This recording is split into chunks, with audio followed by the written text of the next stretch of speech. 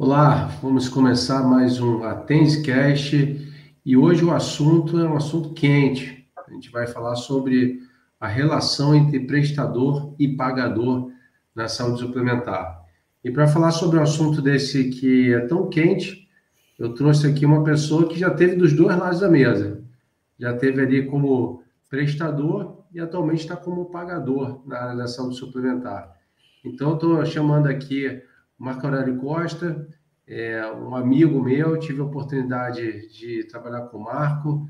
Eu sempre gosto de falar como é que eu conheci as pessoas que participam aqui comigo na Tenscast. Então, Marco, eu tive o privilégio, o prazer de trabalhar com ele lá em 2017. Eu fui trabalhar em Brasília, na parte ali de gestão, como diretor de um hospital, e o Marco era o nosso comercial lá na época, e a gente trabalhava muito bem junto. O Marco fazia ali a parte de relacionamento com os operadores de plano de saúde e também fazia toda a parte ali de faturamento, auditoria do hospital. E depois eu saí lá do hospital para poder fazer a fundação da TENS, mas nossa conexão sempre se manteve, a gente sempre está em contato e sempre um prazer estar falando aí com o Marco Aurélio. Então, Marco, meu amigo, muito obrigado pela gentileza, por você estar aqui para nos prestigiar e trazer um assunto que você domina totalmente. Mas antes da gente entrar no assunto, eu queria pedir para você poder se apresentar, para contar um pouquinho da sua história para a nossa audiência.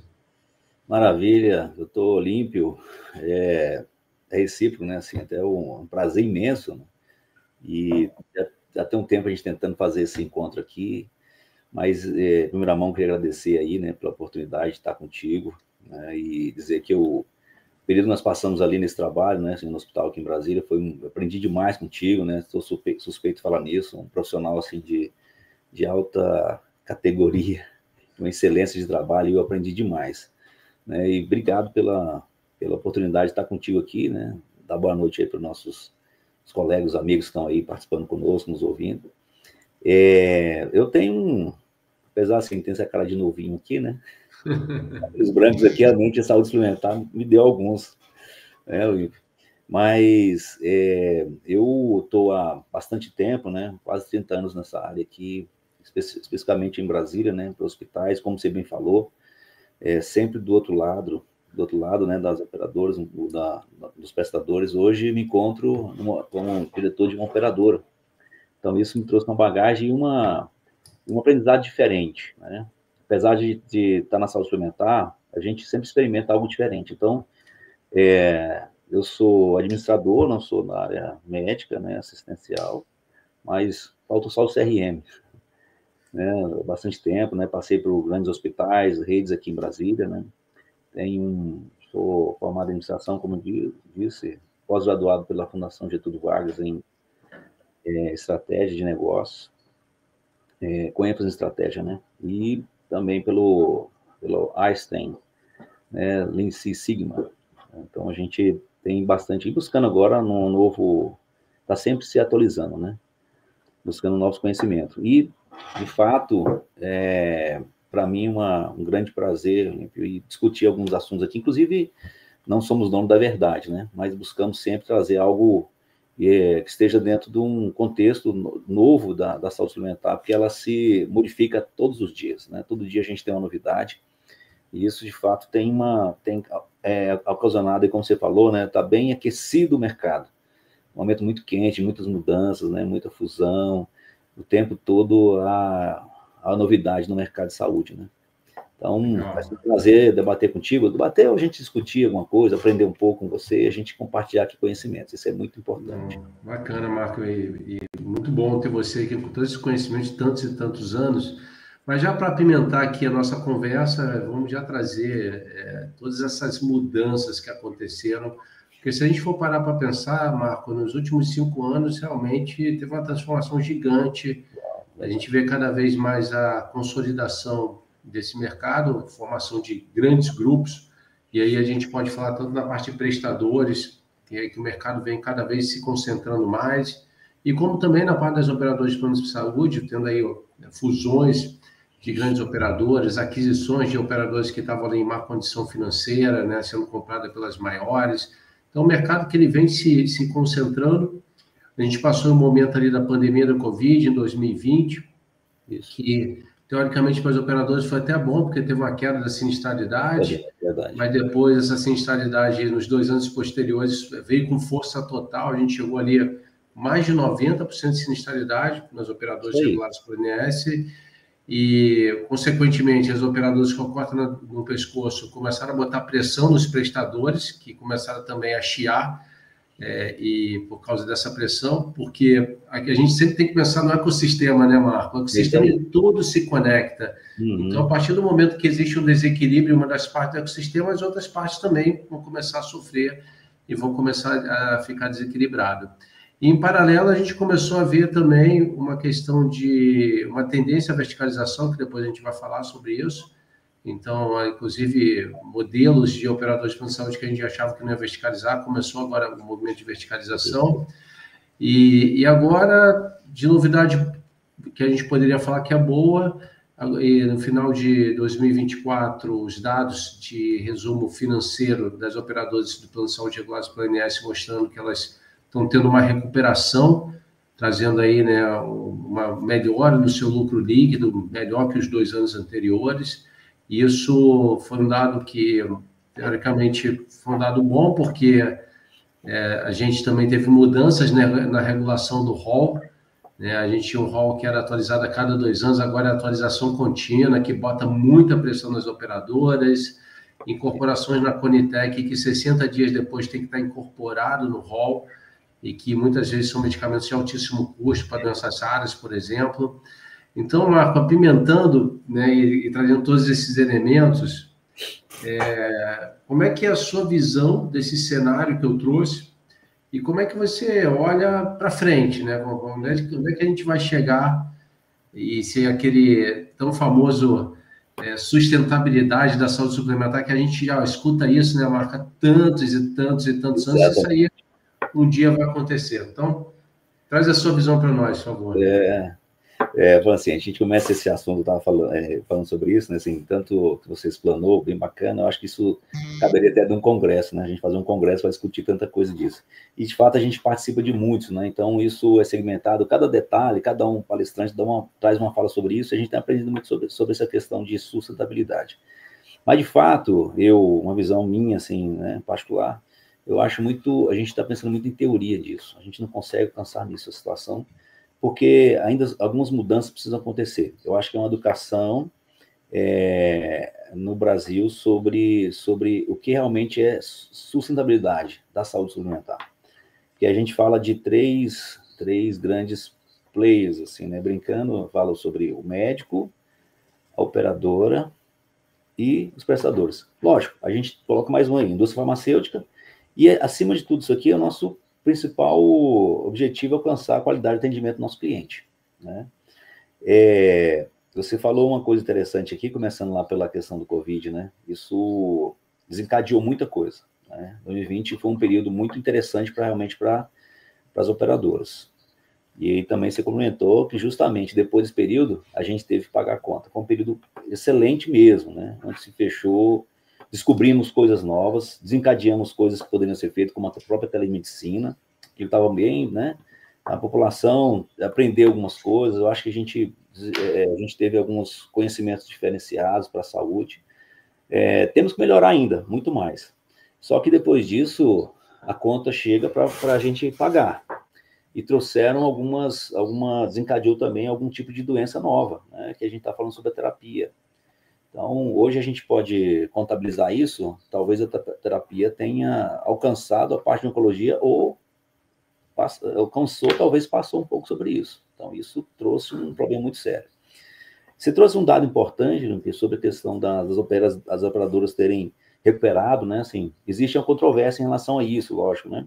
Algumas movimentações dos grandes grupos, né? Eu acho que saiu uma matéria, inclusive, que as operadoras, acho que no final de 2024, se não me falha a memória, né, deixaram de pagar 4,5 bilhões, né, para poder manter seus resultados.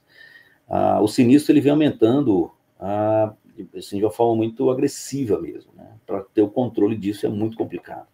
Porque a população está envelhecendo, né, e as doenças novas Você trouxe também sobre a questão daí do rol, né? O exemplificativo e taxativo, isso também são desafios enormes para as operadoras em relação a isso, né? A operadora hoje, nós temos mais de 120 mil vidas, de forma que a gente tem que desenvolver algumas tecnologias novas, né? A telemedicina, como eu disse lá atrás, é uma ferramenta importante para a gente desafogar o pronto-socorro. É um número que também tem demonstrado que tem aumentado bastante. Na pandemia, né, a gente fez uma avaliação sobre isso. Na pandemia, você via que, eu estava no hospital ainda, a gente viu que os pronto-socorro, eles realmente desafogaram, as pessoas não iam para o pronto-socorro. Identificamos o quê? Que realmente as pessoas que vão ao pronto-socorro não é uma situação de urgência ou emergência, né? Uhum. E acabou se tornando aí uma consulta ou um ambulatório. A verdade é que a gente identificou que 80% dessa população que vai ao pronto-socorro não precisa de pronto-socorro. E aí implementamos a telemedicina. Hoje nós temos uma telemedicina própria e temos alcançado um número muito bom. E essas são as razões da gente tentar investir. Hoje também trabalhamos com o mercado, como você falou também, sobre a questão da verticalização. Por que algumas operadoras estão buscando isso, né, Olímpio? Justamente para fugir do alto custo. É a solução? Não, não é a solução, mas é um subterfúgio ali para poder desafogar um pouco isso. Por quê? Porque a operadora, o negócio dela é cuidar de vidas e fazer o que ela sabe fazer. Os hospitais fazem o papel dele. E às vezes troca um pouco desses papéis para que a gente tente fazer o que a gente tenta. Você está falando sempre aí sobre a sustentabilidade. Então, essa troca de papel não é interessante, não seria interessante, desde que a gente tivesse realmente estivesse coeso aí num tipo de negociação importante com o mercado, né, para manter realmente a saúde do paciente em primeiro lugar. Só que está ficando complicado. E a gente não conseguiu ainda equilibrar isso. O fato é que o tempo todo a gente está tentando inovar, seja com um novo modelo de remuneração ou outra forma de pagamento, protocolos, enfim, aí vai. Você sabe muito bem, conhece bem como é que é isso, né, por ser médico, enfim. Tem essa expertise também. Não, perfeito, Marco. E deixa eu te perguntar uma coisa. Você aí já teve, né, dos dois lados da mesa. Como é que é essa relação prestador e pagador? Você aí, né, quando estava como prestador, tendo que negociar com as operadoras de plano de saúde, e né, a gente teve algumas mesas aí de negociação com as operadoras juntos. A gente sabe que normalmente não são negociações que fluem de forma tranquila. As operadoras, muitas vezes olhando ali, né, o lado delas, querem botar muita pressão no prestador. São contratos que às vezes não quer reajustar, ou são reajustes muito baixos, né, não conseguem nem ter reajuste do IPCA. E quando você tem um hospital que tem foco em qualidade, segurança, principalmente quando a gente está questão dos hospitais acreditados, essa pressão que às vezes o operador quer botar de redução de custos sacrifica o hospital, um hospital que tem foco e uma preocupação legítima de cuidar bem dos pacientes. E agora você, do outro lado, né, como operadora, pagador, tendo que estar negociando ali com os hospitais, só que você já sabe como é que é a dinâmica dos hospitais, né? Você sabe como funciona ali dentro.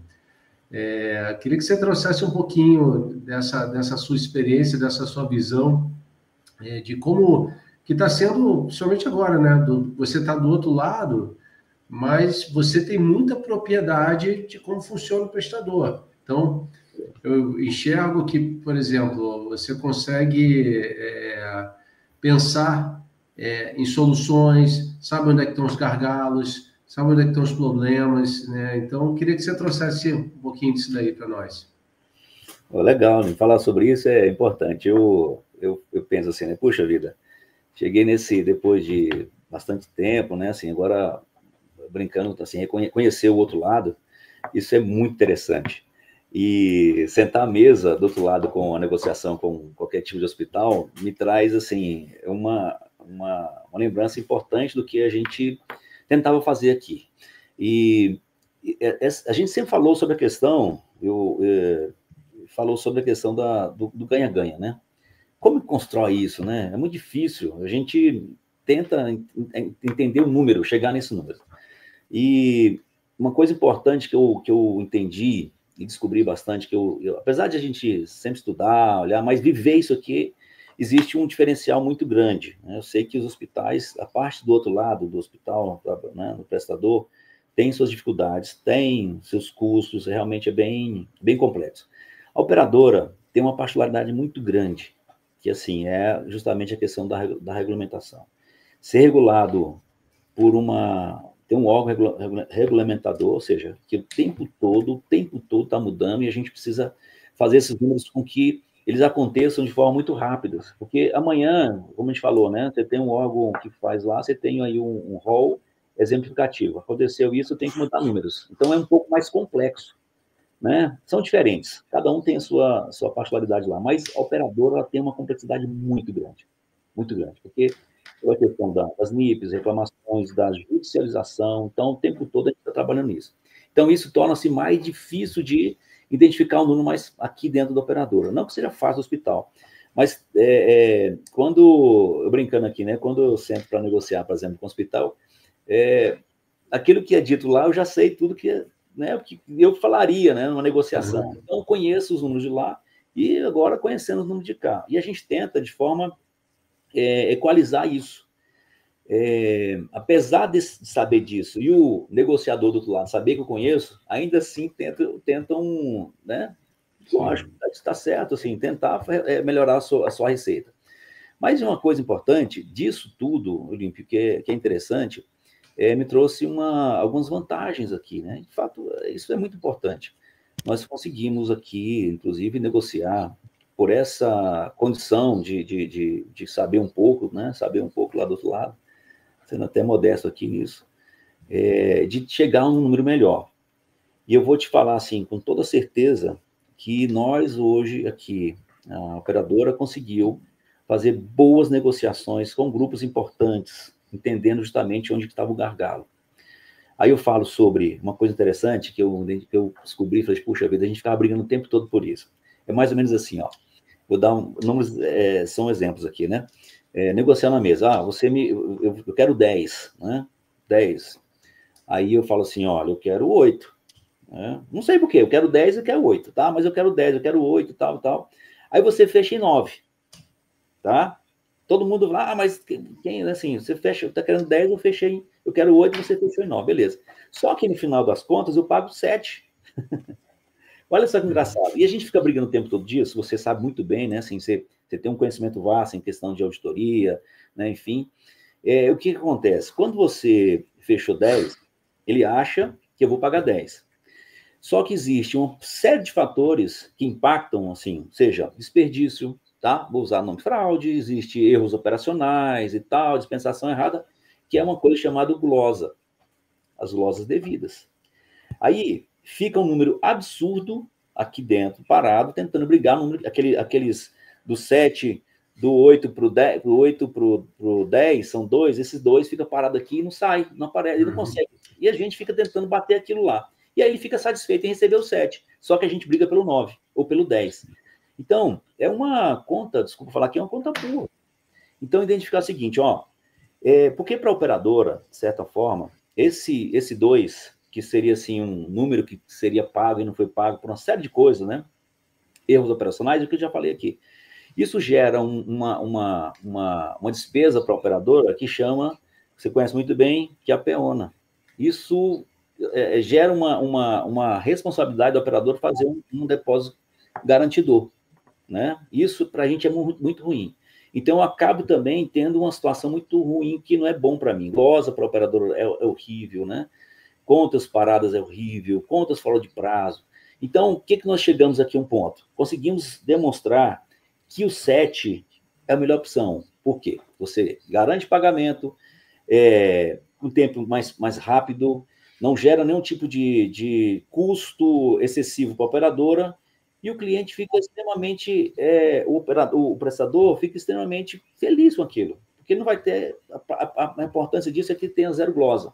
Então, fica um número, achando que é um número que a gente vai pagar, assim, ó, eu finjo que te cobre e você finge que me paga, né? É uma coisa, assim, meio estranha. Agora eu entendi isso, assim, você não precisa ter isso. Vamos colocar esse número ideal, vamos fechar no 7, que você vai receber o 7, não vai ter problema nenhum, você não vai ter fluxo de caixa furado, você vai ter previsibilidade. E, de fato, com essa experiência, essa expertise nossa, aqui, a gente conseguiu fazer isso aqui no mercado do Distrito Federal.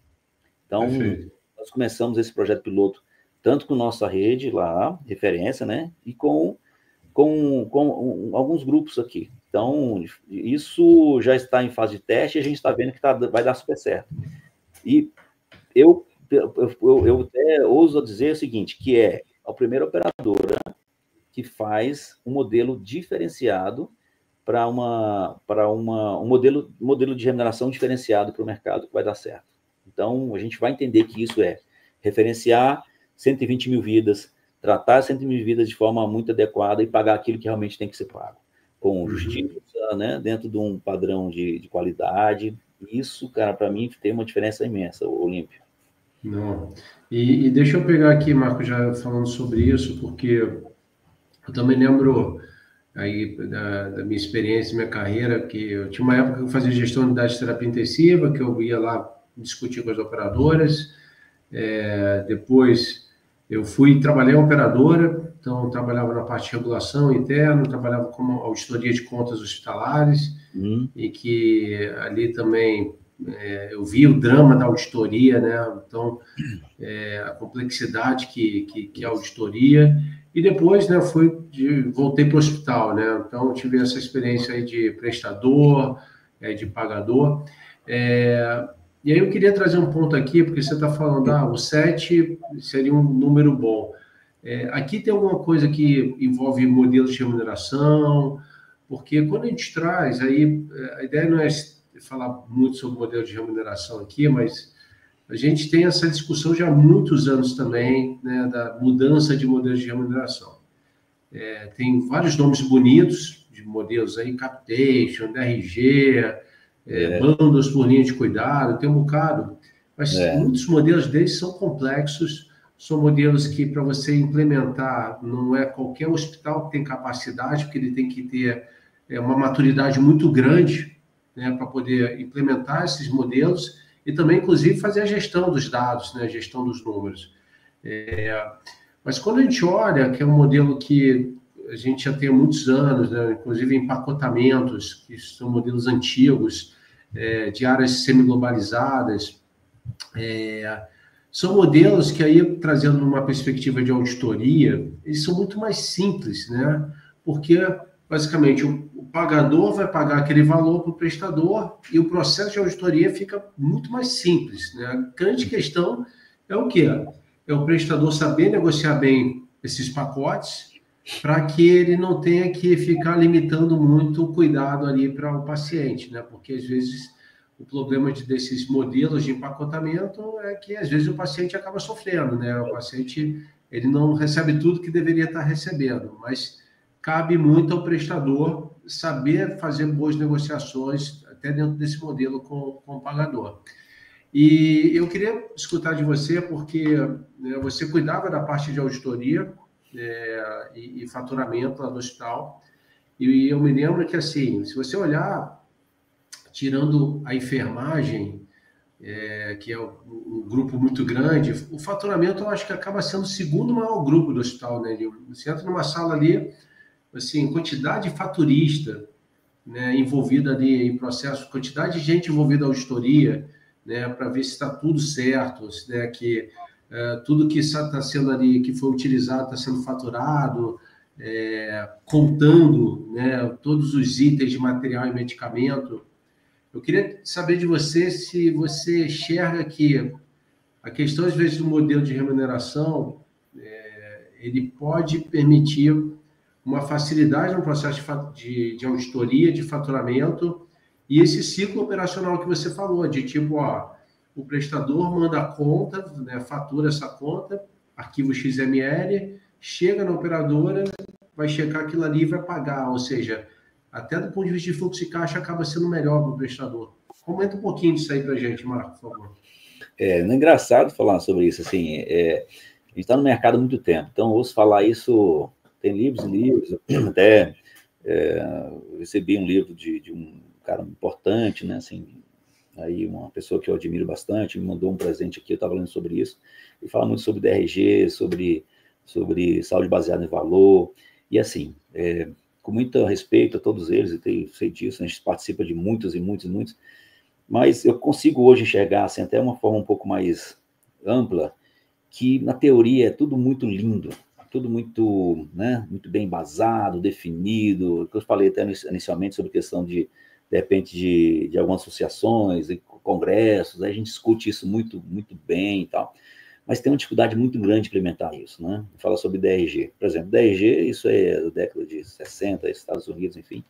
O Porta, inclusive, falou sobre isso, e acho que isso me fala a memória agora. Tem até o livro dele sobre isso. Implementando no Brasil, eu assim, fiz algumas viagens aqui, conheci um pouco alguns hospitais no Brasil, muitos hospitais importantes, né? E eu vi somente um hospital que estava tentando implementar, né, na época, isso foi no Sul, para a Unimed. Então, o que eu observei naquilo, né? Assim, é a dificuldade de você codificar a questão dos outliers, acontece isso, então isso foge um pouco do escopo do programa, né?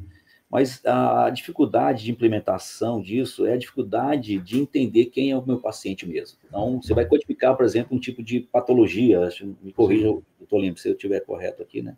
Que a área é sua. Mas identificar esse paciente, que tipo de patologia esse paciente tem. Então, codificar isso é muito complexo, é uma visão minha em relação a isso. Então, por isso que eu não vi isso avançando em nenhum outro hospital, né? Seja Einstein, eu de fato fui lá, mas não me lembro de ter feito isso, eu não vi, tá? Só se mudou alguma coisa agora e não estou vendo isso em lugar nenhum. Então, para mim, a teoria é muito legal. Realmente é interessante você ler aquilo. Se a gente conseguisse implementar isso, né, assim, de fato, rodasse, eu não teria um sinistro tão alto hoje. Controlar isso é muito ruim. Então, o dia, como é que eu posso dizer? Essa sazonalidade, né, assim, de entra e sai novidade, não roda novidade, entra, né, muda a ANS, muda uma questão regulamentar e tal, e isso atrapalha muito nesse ponto de implementar qualquer coisa. Então, por isso que eu acho que nesse momento, agora, ainda com muita dificuldade, a gente, de fato, assim, depois de muito tempo, conseguimos implementar aí uma diária globalizada. E ainda, você falou bem, uma semi-globalizada, às vezes nem é 100%, né? Existem questões ainda que estão fora do pacote, né? Por isso que a questão da auditoria ainda tem que ficar contando a bolinha de algodão, né? Isso é muito ruim. Você cria uma estrutura gigantesca de mão de obra para contar a bolinha de algodão.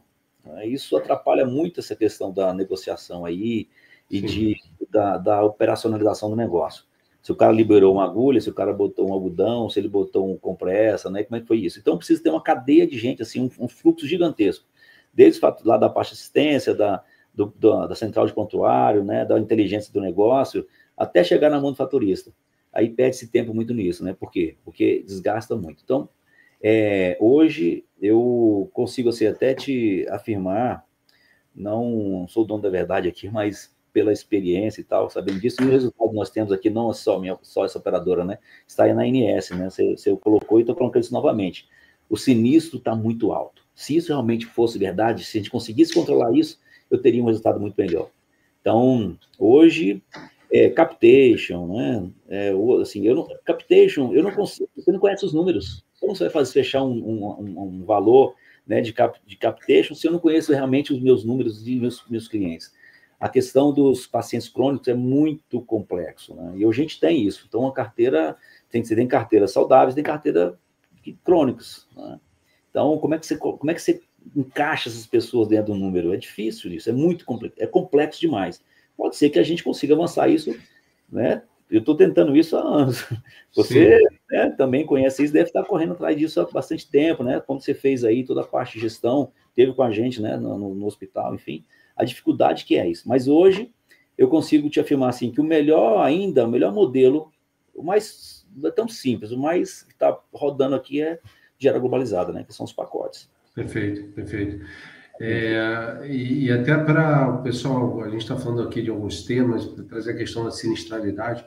A sinistralidade seria o quê? Qualquer utilização do plano de saúde por parte ali do beneficiário. Consulta, exames, cirurgia, terapias. Então, quanto mais esse beneficiário usa, maior é o sinistro. E se você tem, por exemplo, uma sinistralidade de 90%, significa o quê? A cada R$ 100 que aquele beneficiário paga, 90 é para gastar em despesas assistenciais com relação a ele. Então, quanto maior a sinistralidade, menor é a margem da operadora de plano de saúde, né? E mais ela fica com a corda no pescoço. Tá? Então, por isso que é muito discutida a questão de sinistralidade. Só abrindo parênteses, se me permita, assim, você falou, só para não perder essa linha aí você falou assim, 90%, né? Mas essa questão do 90% é o custo assistencial, né? Você fez uma exemplificação bem simples aí, esse exemplo que você deu aí.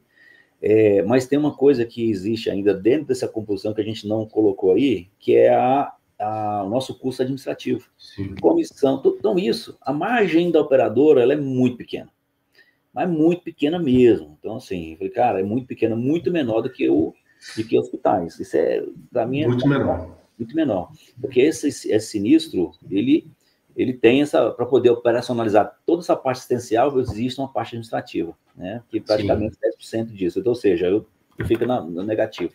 Então, não é como tratar isso. Outro dia eu estava também estudando esse tema e o EBITDA de operadoras, EBITDA, assim, EBITDA ou EBITDA, vai variar aí na faixa Se chegar a 2, eu estou feliz. Exatamente, na faixa aí de 3%, isso. Ou seja, a margem é muito, muito baixa. Muito baixa, porque, inclusive, quando você entra nessa questão que você bem falou, tem lá despesas essenciais e despesas administrativas, né? E que come muito a margem, né? Muito. E, Marco, deixa eu perguntar uma outra questão que é importante, né? Você falou dos crônicos aqui. Hoje a questão de fazer uma gestão de saúde populacional, porque é uma preocupação muito grande, que a gente olha, somente quando você trouxe a questão do envelhecimento populacional, está vindo, né, cada vez mais surgindo doenças crônicas não transmissíveis, né? A gente tem aí muitas doenças que às vezes são até, você consegue fazer uma gestão para prevenir um desfecho pior. Então, a gente pode trazer exemplos, por exemplo, como obesidade, tabagismo, diabetes, alguns exemplos simples aqui, né?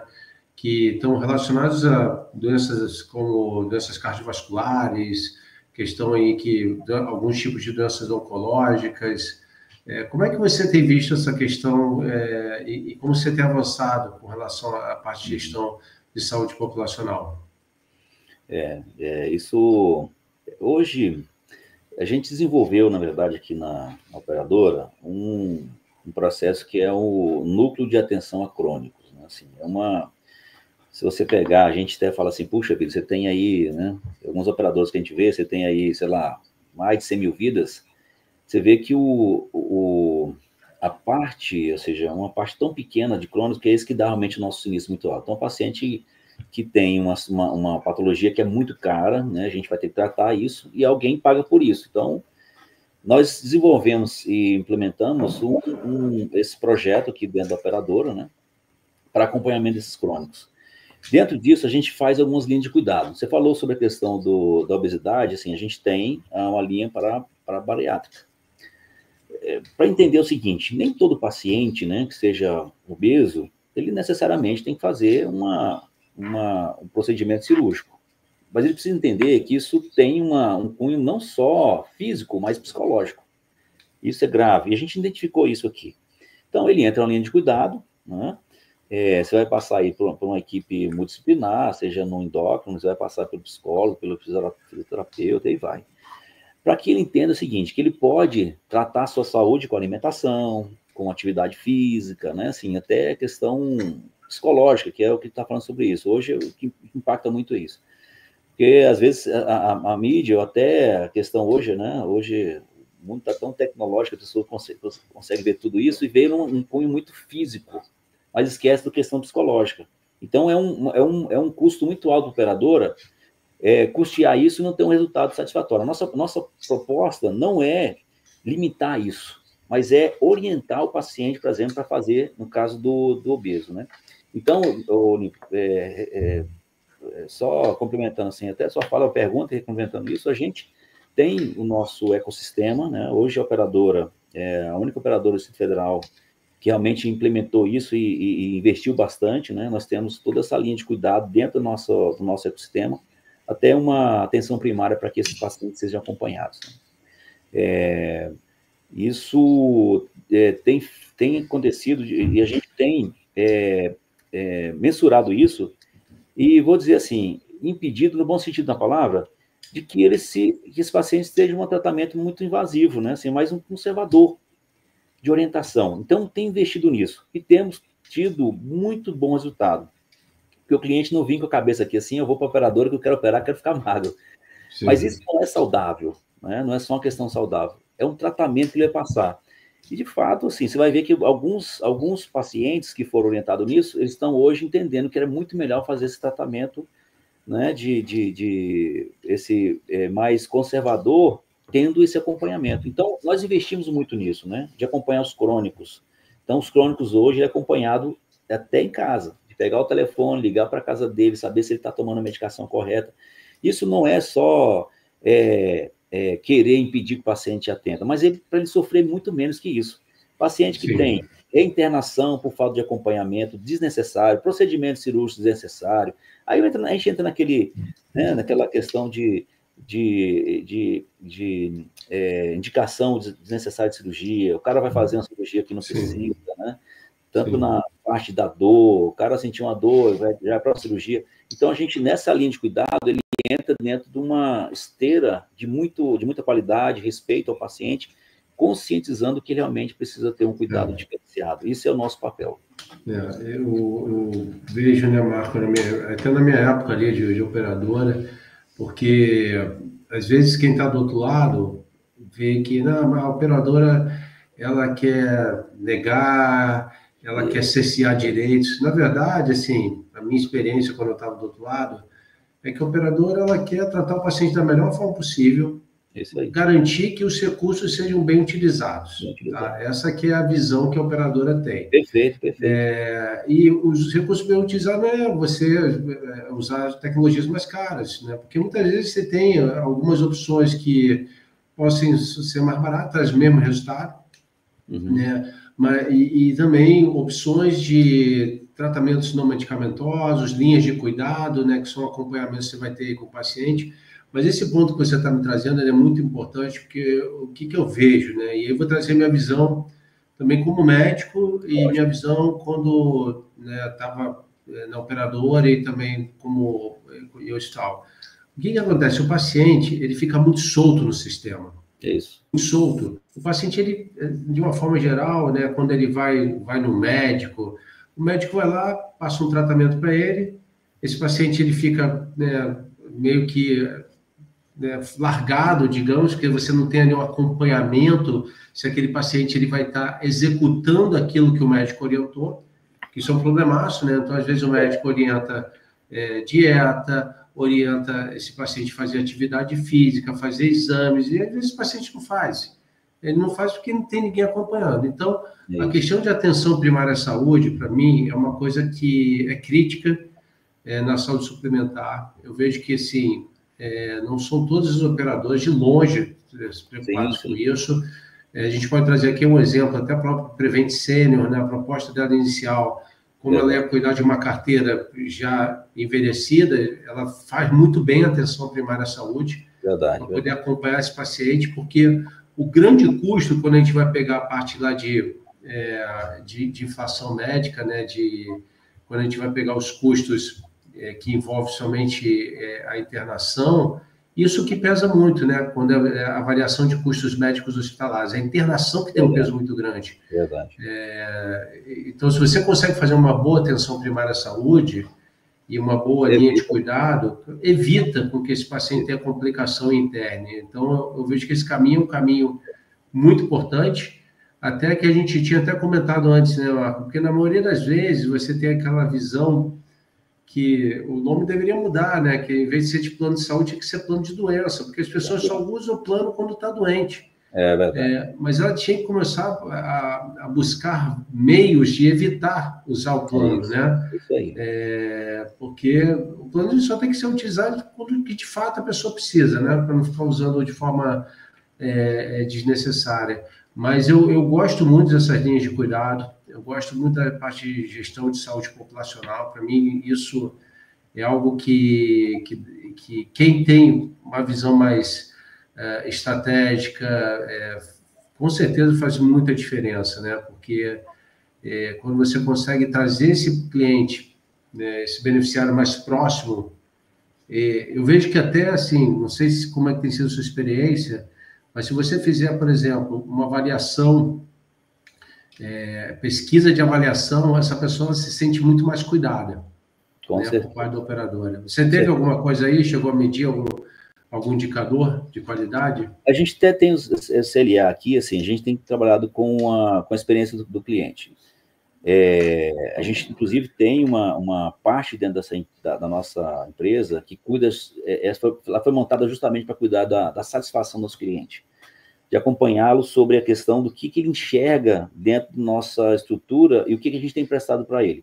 Disso, esses indicadores têm sido bem interessantes para a gente tomar algumas decisões. Você falou sobre a questão né, assim, não ser um plano de saúde, né, hoje, né, mas é um plano de doença quando a pessoa precisa. É igual um seguro de carro, né? Você faz um seguro, você não quer bater o carro, lógico. Você quer manter o carro lá, mas pode acontecer isso, né? Eu brincando aqui assim, olha, eu pago o plano de saúde, nunca usei, graças a Deus, se você quiser usar. Né? Tem aí uma estadia na UTI, ninguém quer ficar lá dentro, né? Então as pessoas têm que mudar essa mentalidade sobre isso. E a gente tem feito alguns programas de orientação para os nossos clientes, né? Através do Corax, que é o nosso parceiro aqui, que acompanha sobre toda a educação e educação continuada para nossos colaboradores e também a satisfação do nosso cliente. Está investindo muito nisso, a operadora tem investido para entender justamente isso, qual que são as dores dele. A gente sabe disso, né? Mas poucas operadoras, isso é acompanhamento, né? Que você fala sobre, você falou um pouco sobre a questão da orientação, da utilização de forma responsável. Né? Porque o cara às vezes está com a carteirinha na mão, aquilo lá, saber que como é que eu posso dizer, esse custo, ele tem que ser muito bem administrado por eles também, não é só por mim, essa responsabilidade também é do cliente. Ele tem que saber que tem que usar isso de forma muito segura, muito responsável, porque isso encadeia justamente o quê? Um alto custo, trazendo reajuste altíssimo e talvez até uma rescisão da onde ele está, não conseguir mais pagar o plano de saúde dele, né? Porque ele quer usar a carteirinha dele para poder fazer o que for, o uso desnecessário. Mas isso vai muito de uma questão de orientação, que eu acho que falta ainda no mercado. Tipo assim, o que você precisa cuidar da sua saúde, que orientação você tem, né? Eu falo assim, é igual o seguro de carro. Vai lá e não bata seu carro, né? Mas o que tem que fazer? Faz uma educação de direção, você tem que saber dirigir, cuidar de manter a distância de 17 metros do carro da frente, na chuva fazer isso, liga o farol, né? Quando beber, não dirija. É mais ou menos essas orientações que a gente tem que fazer também. Cuide da sua saúde, faça atividade física, né? Veja, porque é pior depois, você falou, Olímpio, assim, a gente gera muita internação e é muito caro. O cara é internado em reinternação por uma questão que ele poderia ter que se cuidado. Então, a gente precisa trabalhar muito nessa questão de orientação dos nossos clientes, não é só da população, não é só do meu cliente, a população realmente como todo, né? Seja saúde suplementar, seja da saúde pública. Então, isso a gente ter essa orientação para que ele tenha essa conscientização, né? Seja nas escolas, seja onde for. E a gente não tem costume, infelizmente, não tem de cuidar. Então, assim, é por isso que assim, eu vou procurar porque eu estou doente. Então, é um plano de doença. Sim, é isso aí. É isso aí. Eu vejo assim, Marco, tem alguns pontos. Eu vejo que tem duas pontas que estão muito soltas do ponto de vista de conhecimento do sistema de saúde e como que ele de fato funciona. Então, uma das pontas é o paciente. Sim. Porque o paciente ele tem que entender a questão até como é que é o financiamento, como é que é a questão de reajuste de plano de saúde. Ou seja, quanto mais ele usar, maior será o reajuste daquele plano de saúde. Né? Tanto que hoje uma das formas de gerar uma certa trava para isso é a própria coparticipação. A coparticipação é um dispositivo para evitar esse uso indiscriminado do plano de saúde.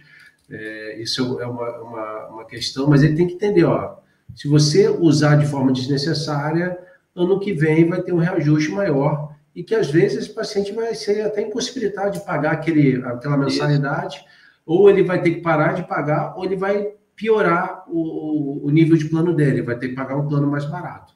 Outra ponta, Marco, que eu vejo é o médico, tá? Porque o médico, muitas vezes, ele sai utilizando, né, pedindo exames de forma totalmente desnecessária, exames que não mudam em nada a questão da linha de cuidado dele com o paciente. Eu, por exemplo, tenho 25 anos de formado, tá? Então, eu sou daquela época que a gente ainda falava, né, que a clínica é soberana.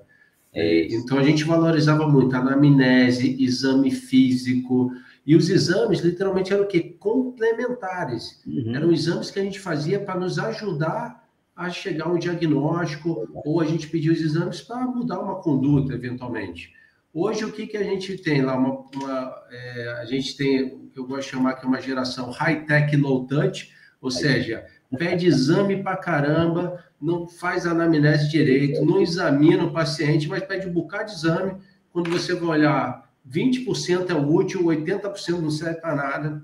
Isso aí. Isso onera absurdamente operadores de plano de saúde. E aí onera o paciente, que depois, ano que vem, vai ter reajuste de plano de saúde, ele vai pagar mais caro.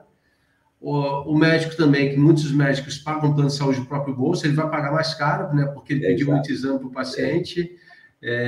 Então, assim, tem uma situação de um ciclo aí que é muito complicado, né?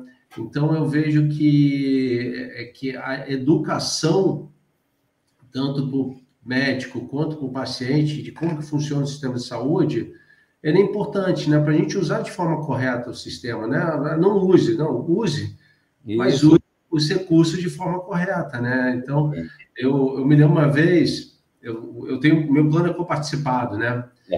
E eu estava com uma dor ali na panturrilha, e aí veio um ortopedista e falou: cara, isso aqui é uma ruptura de tendão, não tem o que fazer, mas pede uma ressonância. Vamos fazer uma ressonância. Eu falei, tá, mas a ressonância vai mudar a sua conduta? Ele falou, não vai mudar não. Eu falei, por que eu vou fazer então? Não dá nada, né? A ressonância custa o quê? 800, 900 reais. Para não mudar em nada a conduta. Não pagar isso, né? Não precisa fazer. Então, esse ponto, Marco, eu acho que é um ponto que tem que evoluir ainda, sabe? Com certeza, com certeza. E aí eu queria perguntar um pouco, dentro disso aí que a gente está falando, e aí trazer para a indústria farmacêutica, tá? Onde que você vê que a indústria farmacêutica ela pode ajudar com relação a esse entendimento, como é que ela pode contribuir na saúde suplementar?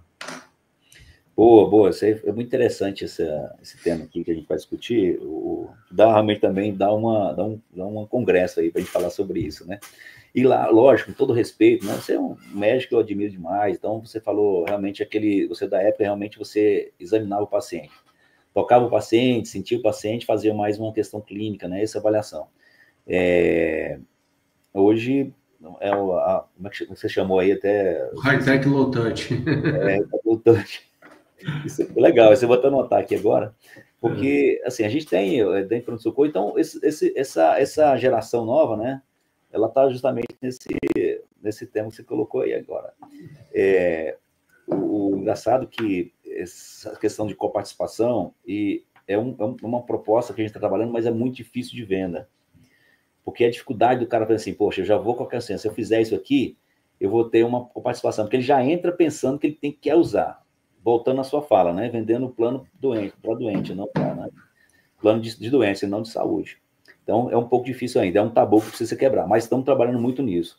Essa figura importante do médico, e eu falo assim, a caneta está sempre na mão dele, né? Você como médico, sabe que tantos amigos eu tenho, realmente, e logicamente não falo de todos, mas alguns médicos, assim, da própria formação dele, né? Hoje as faculdades, isso é uma preocupação, não sei o que eu estou falando, isso eu tive a oportunidade de ouvir alguns gurus aí disso aí, né, falando sobre a formação do médico hoje. Hoje, por exemplo, uma conta hospitalar, talvez 50%, 40%, 45%, 50% dessa conta, custo, né, um pouco mais, talvez, é de material, medicamento, o PME. Os farmacêuticos têm muito isso. E essa tecnologia avançando sempre, né, assim, novas tecnologias, nova medicação, então, entrando, novos testes e tal, e isso não vai parar. eu me lembro que eu discutindo, até ouvindo uma pessoa falando sobre isso, os americanos tentando entrar no Brasil, aí vocês já sabem de quem eu estou falando, eles, quando falaram sobre a questão de deveria auditar o médico, eles não entenderam isso. Falaram, mas o médico não é soberano? Não, não, não. A gente tem que saber se o médico está indicando realmente aquilo que tem que ser indicado. É igual, por exemplo, falou assim, ó, eu tenho que fazer uma ressonância. Mas precisa disso? Não, eu pedi só para pedir mesmo. Só para não quebrar o meu protocolo aqui. Que isso gera também desperdício, né? Então, isso é muito ruim. O que eu penso em relação à indústria farmacêutica? Existe um tabu mesmo. Eu acho que pode ser quebrado isso. A gente não...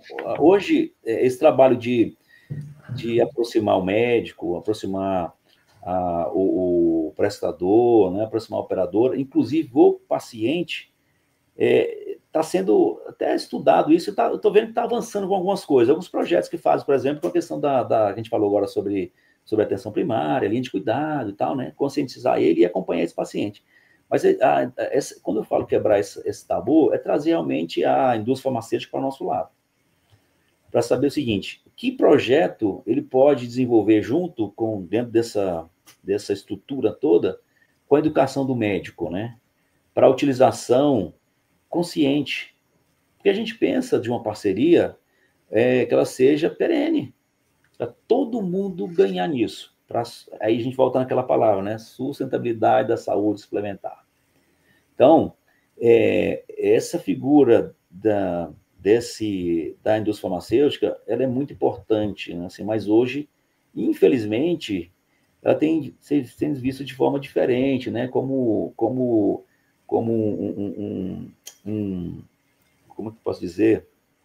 Um ofensor mesmo, tá? Assim, para a operadora. Você sabe muito bem, você sempre auditou lá, assim, qual que era o grande gargalo, pô?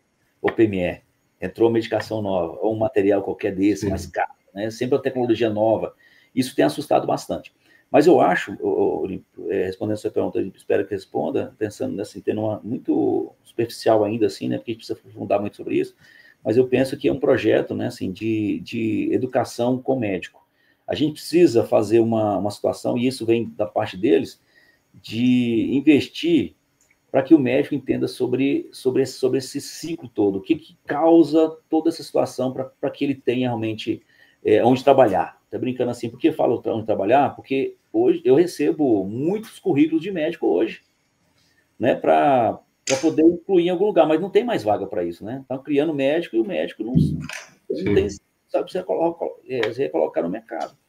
Então, eu penso que a indústria farmacêutica é importante, sim, dentro desse ciclo aí, mas pensando que eles poderiam trabalhar justamente nessa questão da educação e orientação, não só do médico, né, CRM, mas você fala de odonto, você fala de, sei lá, fisioterapeuta, você fala de psicólogo. Então, as pessoas entenderem como é que funciona isso. Ele sai da faculdade, sai de lá a formação achando que vai ganhar rios de dinheiro. Eu concordo, assim, trazendo, né, na minha experiência mesmo, assim, e até dos médicos que eu conheço pouquíssimo como funciona o sistema de saúde no Brasil, e aqui não, eu vou até expandir, não somente falar saúde suplementar, mas não conhece como é que funciona o SUS, não sabe os detalhes do SUS, não sabe outro tema que eu acho muito importante o médico estudar, economia da saúde, farmacoeconomia. Farmacoeconomia, perfeito. Ele tem que saber isso daí, tá? Ele tem que entender essa questão e vários outros temas que isso não tem na faculdade de medicina, né? As faculdades não ensinam isso. A pessoa ela se forma e vai ter que, muitas vezes, se quiser aprender, buscar vias de aprender, mas a grande maioria acaba que não tem muito interesse. Mas eu concordo, eu vejo que a indústria pode contribuir bastante, porque a indústria ela acaba que transita, né, por todo esse meio e transita entre prestador, pagador, médico e conseguiria contribuir aqui como mediador, né, para trazer conhecimento. E, Marco, a gente já está meio que chegando aqui ao fim, mas eu queria trazer um tema quente aqui, que é o rol exemplificativo, a Lei 14.454, que ela é uma lei lá de 2022, setembro de 2022, uma lei que gerou muita polêmica na época, e até hoje gera polêmica, que é uma lei que fala o seguinte, a gente tem um rol taxativo, mas tem um rol exemplificativo, que seria o quê? Cobertura de itens que não estão no rol taxativo. Na época, quando essa lei foi publicada, teve muito questionamento dos operadores de plano de saúde, porque essa lei, na verdade, ela gera total falta de previsibilidade para os operadores de plano de saúde, gera riscos jurídicos também. Na época, algumas operadoras ali representadas, né, foram até lá no STF questionar essa lei, mas o fato é que a lei está aí, né? Ela não é uma lei que foi sancionada, não foi revogada, digamos, ela existe. E eu queria saber, assim, como é que tem sido a sua visão com relação a essa lei e a sua experiência. Pena que a gente tem pouquíssimo tempo para falar isso, a gente pode chegar a um segundo momento, mas realmente foi lá em 2022, né, 14.5, a lei 14.454. Isso. A gente, o que pesa nisso? Eu até, não sei se comentei contigo em um momento desse, a gente fez aqui um congresso em Brasília, pequeno, mas bem importante, tinha representante da ANS e tal, e de fato, assim, no momento daquela mesa ali, o representante da ANS, ele foi muito bombardeado, né? Porque muito disso também não é só a ANS, vem do legislativo, ou seja, então passou isso pelo STJ, né? Então, Sim. foi votado lá. O que acarretou isso para a gente aí? O taxativo, o exemplificativo agora, o pior de tudo isso, que a gente entende, é uma situação que a gente está trabalhando muito sobre a questão das terapias. É muito voltado nisso também, porque toda hora aparece uma doença nova nisso. E aí depende muito do médico. Então, a operadora, o que é ruim para a gente quando acontece isso aí? É porque quando você tem uma carteira, você, eu sei que você sabe disso, né? Mas só para dar um exemplo bem rápido, quando você faz uma avaliação de carteira, você tem um estudo atuarial dentro do rol, quanto que pode gastar e tal, e isso é feito um valor em cima daquilo. Só que hoje essa previsibilidade ela pode sair ela é periódica. Taxativo, você tinha uma questão que estava lá estático, né? Mudava uma coisa, passava pela ANS e tal. Agora, se o médico, por exemplo, achar que aquilo lá deve ser autorizado pelo operador, ele vai lá, vai defender lá no Conitec, lá, ou fazer algumas avaliações, passa, e a gente tem que pagar isso. Só que isso está fora do meu custo atuarial daquela carteira. Então, quebra todo um estudo que é muito importante para poder identificar o nosso perfil. E o que tem gerado nisso, Olímpio, é assim, muitas liminares. Que essa liminar, hoje tem trazido um prejuízo muito grande para a operadora. Que acho que os 2 últimos anos, se não me falha a memória, é em torno de 10 bilhões, né, assim, de judicialização, né? A gente vai falar sobre a judicialização da saúde. Então, fica que é uma guerra, né? Assim, tem uma intenção de incluir no rol um procedimento, por exemplo, que não estava no rol antigamente, mas amanhã aparece aqui que eu tenho que autorizar, aí fica uma briga naquilo lá. Então, isso tem trazido prejuízo muito grande. Então, assim, dos custos essenciais para a gente aumentando absurdamente, novas doenças, né? A tendência de aumentar a doença nisso, e a gente não tem a previsibilidade disso. Então, isso tem trazido, realmente, assim, um despertar da gente até na questão da avaliação, de fechar a porta, de avaliar melhor os nossos pacientes, fazer, de repente, um custo maior daquilo que eu poderia fazer menor. Então, é muito complexo isso. Então, dentro dessa situação do rol exemplificativo, a gente fica muito vulnerável, né? Porque a qualquer momento chega uma coisa nova que eu não sei. Então, eu não tenho, dentro da minha expectativa, probabilidade, aquilo que não estava quando eu fiz o cálculo fatorial, por exemplo, né? Com certeza.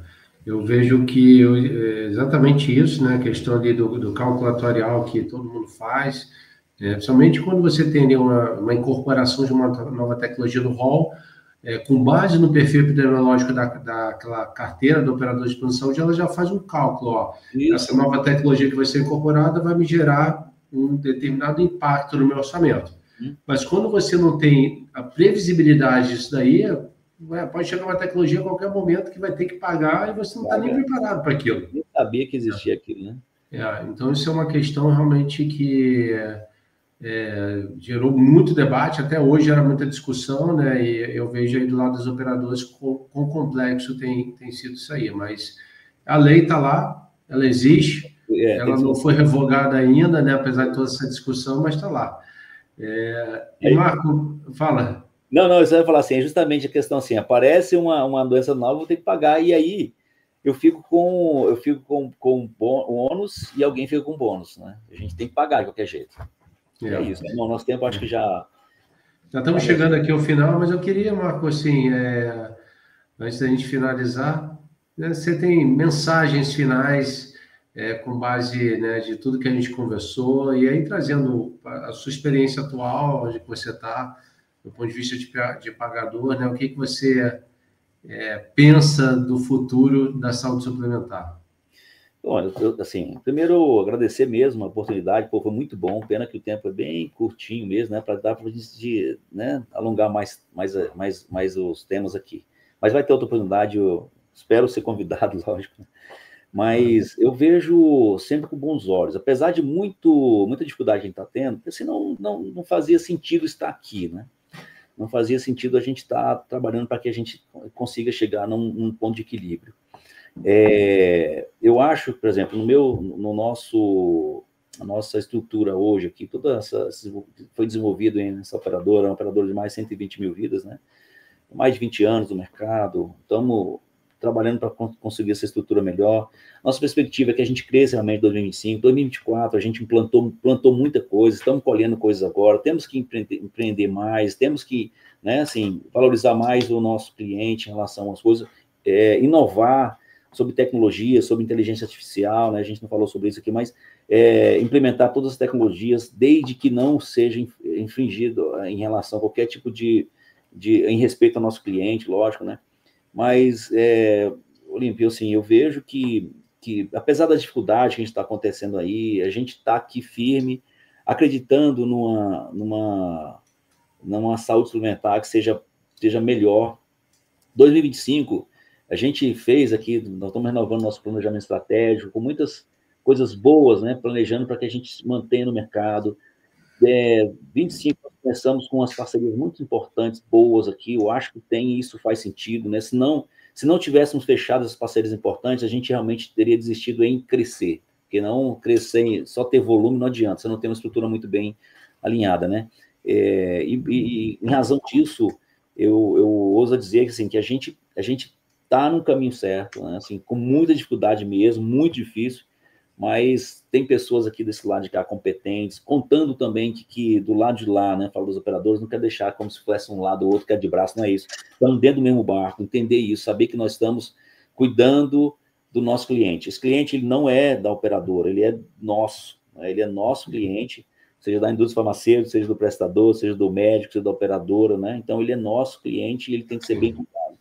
Então, eu acredito muito nisso, né? Eu sei que 2025, 2026, aí já vem uma mudança de política, é bem complicado, a gente tem algumas oportunidades, assim, tem algumas ameaças também que a gente tem que tratar isso, mas temos investido bastante nessa questão de conhecimento, sabe, de buscar parcerias assim, que são parcerias perenes, identificar quem são esses parceiros que vão dar a mão para a gente crescer junto. E basicamente é isso, amigo. Beleza. Bom, Marco, eu só queria te agradecer pela sua gentileza desse momento aqui, para trocar a ideia de temas tão complexos, tão densos, que a gente poderia ficar uma semana falando bem profundamente de tudo isso daí. A sua experiência é uma experiência fantástica e, assim, eu, como tive a oportunidade de trabalhar contigo, tem um ponto que eu sempre falo para todo mundo, que quem trabalha na saúde, o nosso cliente final é o paciente. É verdade. E a gente tem que sempre olhar na perspectiva do paciente. O que a gente pode fazer para melhorar a vida dessa pessoa? Porque no final do dia também, Marco, e aí eu posso falar, vou fazer 50 anos, no final do dia todo mundo é paciente. Né? Todo mundo é paciente. Todo mundo é paciente, né? Então a gente tem que olhar muito para a pessoa ali que a gente tem que cuidar, né? Então, como prestador, como pagador, como indústria farmacêutica, como todo mundo que está inserido, distribuidores também inserido aí dentro do ecossistema da saúde. Eu sei que você sempre teve essa visão, você tem um foco muito no paciente, né? E sempre lutou no bom sentido para que o paciente pudesse ser beneficiado, quer seja do lado, quer seja do outro, né? Como prestador e como pagador agora também, mas eu sei que hoje você está aí, com certeza, todo esse conhecimento, todo esse know-how, todas aquelas ideias que você tinha fantásticas, você está conseguindo botar, agora tirar do papel e conseguir implementar, e tenho certeza que vocês só vão crescer, tá? porque a sua cabeça aí é uma cabeça muito boa, muito inovadora, e vai sempre trazer aí, né, ideias e soluções que possam estar gerando esse ganha-ganha-ganha dentro desse ecossistema. Então, meu amigo, muito obrigado, né, por esse momento, e espero te encontrar em breve aí para a gente poder estar tomando café. Vai ser um prazer recebê-lo aqui, meu amigo, né? A gente se encontrar, seja aí ou aqui em Brasília. Não, beleza, então. Um grande abraço, irmão. Grande abraço aí para você. Um abração a todos aí. Até Valeu, mais. um abraço.